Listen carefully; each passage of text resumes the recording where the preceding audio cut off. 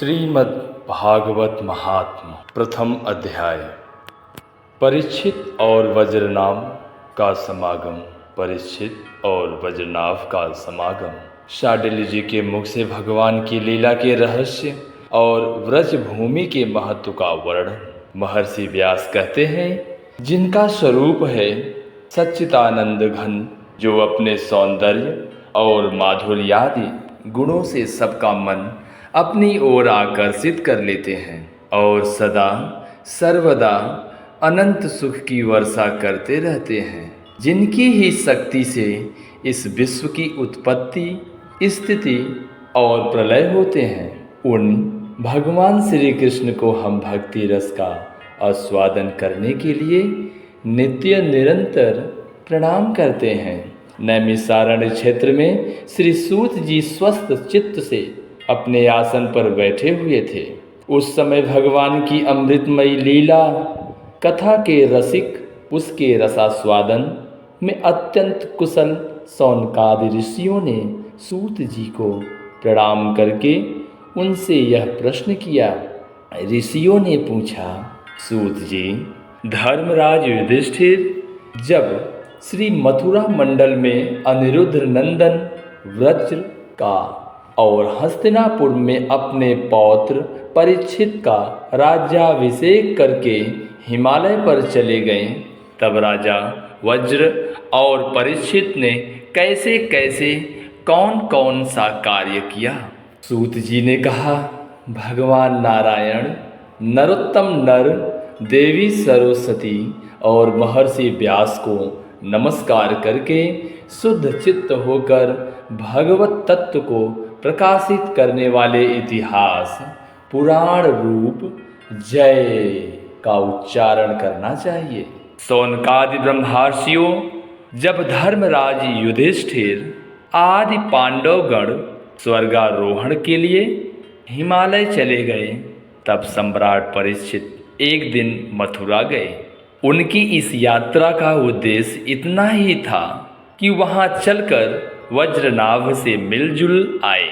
जब वज्रनाभ को यह समाचार मालूम हुआ कि मेरे पिता तुल्य परीक्षित मुझसे मिलने के लिए आ रहे हैं, तब उनका हृदय प्रेम से भर गया। उन्होंने नगर से आगे बढ़कर उनकी अगवानी की, चरणों में प्रणाम किया और बड़े प्रेम से उन्हें अपने महल में ले आए। वीर परीक्षित भगवान श्री कृष्ण के परम प्रेमी भक्त थे। उनका मन नित्य निरंतर आनंद घन श्री कृष्ण चंद्र में ही रमता रहता था।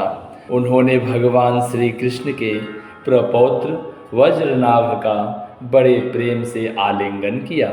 इसके बाद अंतःपुर में जाकर भगवान श्री कृष्ण की रोहिणी आदि पत्नियों को नमस्कार किया। रोहिणी आदि श्री कृष्ण पत्नियों ने भी सम्राट परीक्षित का अत्यंत सम्मान किया। वे विश्राम करके जब आराम से बैठ गए, तब उन्होंने वज्रनाभ से यह बात कही। राजा परीक्षित ने कहा, हे तात, तुम्हारे पिता और पितामहों ने मेरे पिता पितामह को बड़े बड़े संकटों से बचाया है। मेरी रक्षा भी उन्होंने ही की है।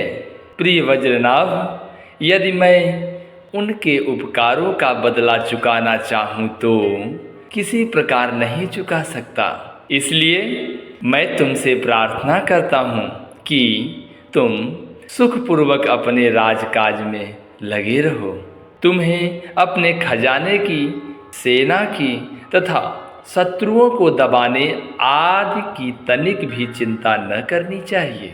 तुम्हारे लिए कोई कर्तव्य है तो केवल एक ही, यह है कि तुम्हें अपनी इन माताओं को खूब प्रेम से भली भांति सेवा करते रहना चाहिए।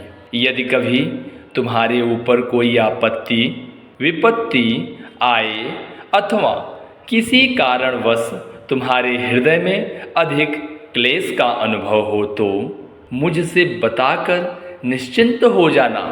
मैं तुम्हारी सारी चिंताएं दूर कर दूंगा। सम्राट परीक्षित की यह बात सुनकर वज्रनाभ को बड़ी प्रसन्नता हुई। उन्होंने राजा परीक्षित से कहा। वज्रनाभ ने कहा, महाराज, आप मुझसे जो कुछ कह रहे हैं वह सर्वथा आपके अनुरूप है। आपके पिता ने भी मुझे धनुर्वेद की शिक्षा देकर मेरा महान उपकार किया है, इसलिए मुझे किसी बात की तनिक भी चिंता नहीं, क्योंकि उनकी कृपा से मैं क्षत्रियोचित सूरवीरता से भली भांति संपन्न हूँ। मुझे केवल एक बात की बहुत बड़ी चिंता है। आप उनके संबंध में कुछ विचार कीजिए। यद्यपि मैं मथुरा मंडल के राज्य पर अभिषिक्त हूँ, तथापि मैं यहाँ निर्जन वन में ही रहता हूँ। इस बात का मुझे कुछ भी पता नहीं है कि यहाँ की प्रजा कहाँ चली गई, क्योंकि राज्य का सुख तो तभी है जब प्रजा रहे। जब वज्रनाभ ने परीक्षित से यह बात कही, तब उन्होंने वज्रनाभ का संदेह मिटाने के लिए महर्षि शांडिल्य को बुलाया। यही महर्षि शांडिल्य पहले नंद आदि गोपों के पुरोहित थे। परीक्षित का यह संदेश पाते ही महर्षि शांडिल्य अपनी कुटी छोड़कर वहां आ पहुँचे। वज्रनाभ ने विधि पूर्वक उनका स्वागत सत्कार किया और वे एक ऊंचे आसन पर विराजमान हुए। राजा परीक्षित ने वज्रनाभ की बात उन्हें कह सुनाई। इसके बाद महर्षि शांडिल्य बड़ी प्रसन्नता से उनको सांत्वना देते हुए कहने लगे। शांडिल्य जी ने कहा, प्रिय परीक्षित और वज्रनाभ, मैं तुम लोगों से वज्र भूमि का रहस्य बतलाता हूँ। तुम दत्तचित्त होकर सुनो। ब्रज शब्द का अर्थ है व्याप्ति। इस वृद्ध वचन के अनुसार व्यापक होने के कारण ही इस भूमि का नाम ब्रज पड़ा है। तत्व, रज, तम, इन तीन गुणों से अतीत जो परम ब्रह्म है वही व्यापक है, इसलिए उसे व्रज कहते हैं। वह सदानंद स्वरूप परम ज्योतिर्मय और अविनाशी है। जीवन मुक्त पुरुष उसी में स्थित रहते हैं। इस परम ब्रह्म स्वरूप ब्रजधाम में नंद नंदन भगवान श्री कृष्ण का निवास है। उनका एक एक अंग सच्चिदानंद स्वरूप है। वे आत्माराम और आप्त काम में हैं। प्रेम रस में डूबे हुए रसिक जन ही उनका अनुभव करते हैं। भगवान श्री कृष्ण की आत्मा है राधिका। उनसे रमण करने के कारण ही रहस्य रस के मर्मज्ञ ज्ञानी पुरुष उन्हें आत्माराम कहते हैं। काम शब्द का अर्थ है कामना, अभिलाषा। व्रज में भगवान श्री कृष्ण के वांछित पदार्थ हैं गौवें, ग्वाल बाल, गोपियाँ और उनके साथ लीला विहार आदि। वे सब के सब यहाँ नित्य प्राप्त हैं।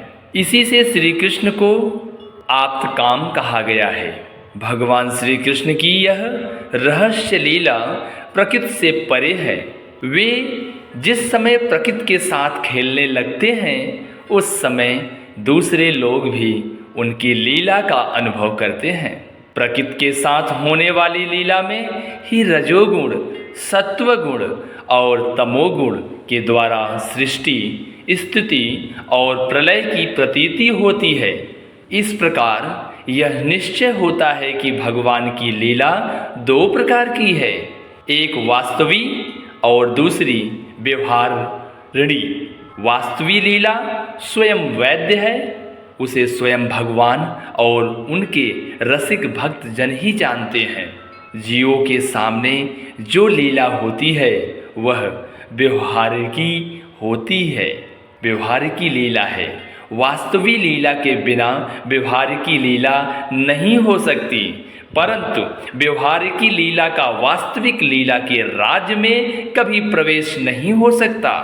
तुम दोनों भगवान की जिस लीला को देख रहे हो वह व्यवहारिकी लीला है। यह पृथ्वी और स्वर्ग आदि लोक इसी लीला के अंतर्गत हैं। इसी पृथ्वी पर यह मथुरा मंडल है।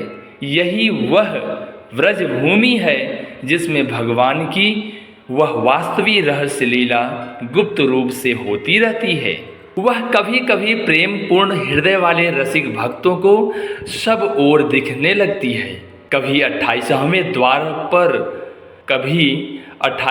द्वापर के अंत में जब भगवान की रहस्य लीला के अधिकारी भक्तजन यहाँ एकत्र होते हैं, जैसा कि इस समय भी कुछ काल पहले हुए थे, उस समय भगवान अपने अंतरंग प्रेमियों के साथ अवतार लेते हैं। उनके अवतार का यह प्रयोजन होता है कि रहस्य लीला के अधिकारी भक्तजन भी अंतरंग परिकारों के साथ सम्मिलित होकर लीला रस का आस्वादन कर सके।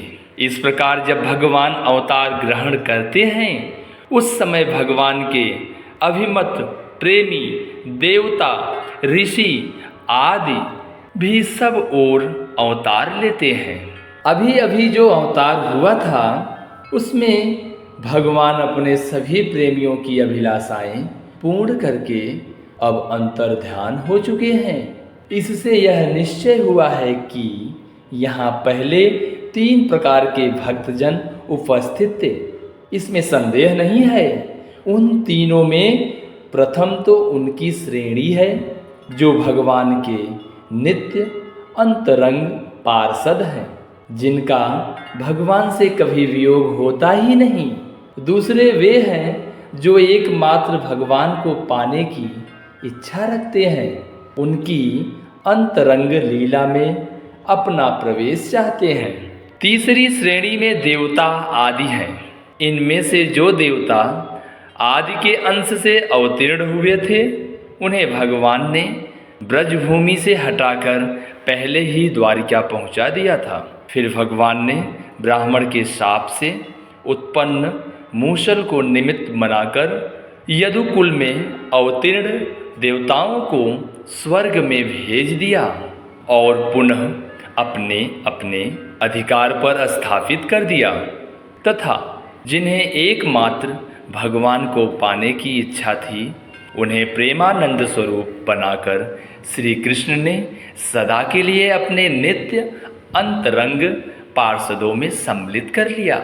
जो नित्य पार्षद हैं, वे यद्यपि यहाँ गुप्त रूप से होने वाली नित्य लीला में सदा ही रहते हैं, परंतु जो उनके दर्शन के अधिकारी नहीं है, ऐसे पुरुषों के लिए वे अदृश्य हो गए हैं। जो लोग व्यवहारिक लीला में स्थित हैं, वे नित्य लीला का दर्शन पाने के अधिकारी नहीं हैं। इसलिए यहाँ आने वाले को सब ओर निर्जन वन सूना ही सूना दिखाई देता है, क्योंकि वे वास्तविक लीला में स्थित भक्तजनों को देख नहीं सकते। इसलिए वज्रनाभ, तुम्हें तनिक भी चिंता नहीं करनी चाहिए। तुम मेरी आज्ञा से यहाँ बहुत से गांव बसाओ, इससे निश्चय ही तुम्हारे मनोरथ की सिद्धि होगी। भगवान श्री कृष्ण ने जहाँ जैसी लीला की है, उनके अनुसार उस स्थान का नाम रखकर तुम अनेकों गांव बसाओ और इस प्रकार दिव्य ब्रजभूमि का भली भांति सेवन करते रहो।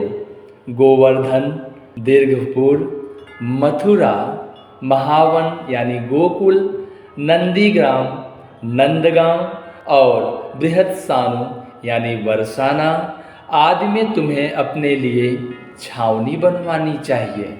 उन स्थानों में रहकर भगवान की लीला के स्थल, नदी, पर्वत, घाटी, सरोवर और कुंड तथा कुंज, वन आदि का सेवन करते रहना चाहिए। ऐसा करने से तुम्हारे राज्य में प्रजा बहुत ही संपन्न होगी और तुम भी अत्यंत प्रसन्न रहोगे। यह व्रजभूमि सच्चिदानंदमयी है, अतः तुम्हें प्रयत्नपूर्वक इस भूमि का सेवन करना चाहिए। मैं आशीर्वाद देता हूँ, मेरी कृपा से भगवान की लीला के जितने भी स्थल हैं, सबकी तुम्हें ठीक ठाक पहचान हो जाएगी। वज्रनाभ, इस ब्रज भूमि का सेवन करते रहने से तुम्हें किसी दिन उद्धव जी मिल जाएंगे। फिर तो अपनी माताओं सहित तुम उन्हीं से इस भूमि का तथा भगवान की लीला का रहस्य भी जान लोगे। मुनिवर सांडिल्य जी उन दोनों को इस प्रकार समझा बुझाकर भगवान श्री कृष्ण का स्मरण करते हुए अपने आश्रम पर चले गए। उनकी बातें सुनकर राजा परीक्षित और वज्रनाभ दोनों ही बहुत प्रसन्न हुए।